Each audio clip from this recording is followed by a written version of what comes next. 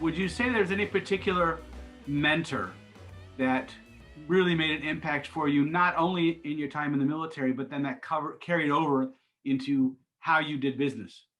My favorite officer was Major Nixon. He ended up being a 3-star, and he was who took us over to Desert Storm. He was the head of G3 plans. Honestly, that guy was the most honest, hardworking family man who was focused on his job, professional, that you could ever imagine. For Desert Storm, the job of G3 plans is to write the order of battle for the entire 101st Airborne. And he was an infantry officer. His second in command, or the XO of the unit, was also infantry. And they were always writing the course of action number 1, which was how they expected the order of battle to go, and their best guess. My job as the field artillery officer was to make sure that all the liaisoning was happening with the field artillery, make sure that all the movements, all the logistics, everything that was happening was good with field artillery. But I was also in charge of writing the battle plans for course of action number 2 and all counterattacks.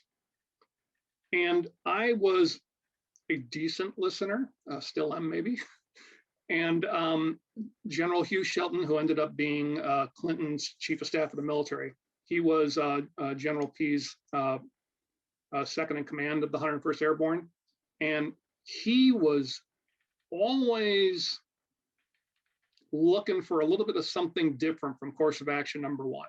He was always looking for a little bit more reaction, a little bit more of a force and reserve that he could pull somewhere if he needed something. Like when we had a forward operation base, course of action number 1 talked all about how to bring it in there and all this great discussion.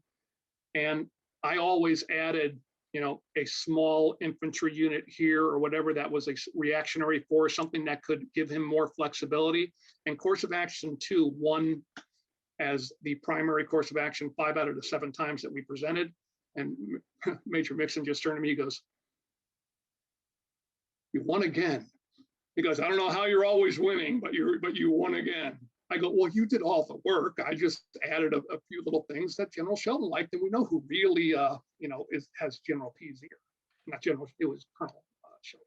How did that mindset of keeping those together in your, in your thought process, how did that play out in your civilian career? Oh, sometimes good, sometimes bad.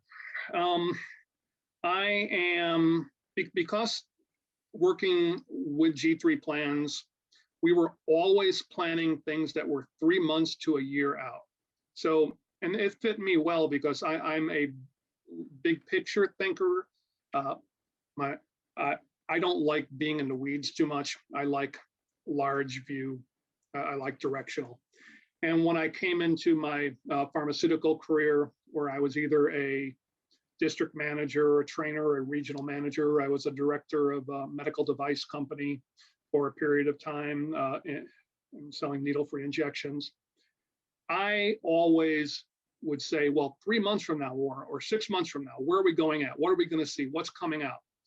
And because of my looking at things slightly differently and not always willing to go with the norm, I was the devil's advocate in the group, and there were a lot of people that I worked with that do not tolerate that at all. You do not think the way you want to think, and you will think the way we think. That's a lot of the way it is in corporate, and some bosses are like that. Yeah. And I have a long history of being hired in by somebody who understands me and likes me. They end up getting fired. The next person in does not tolerate somebody with their own ideas. So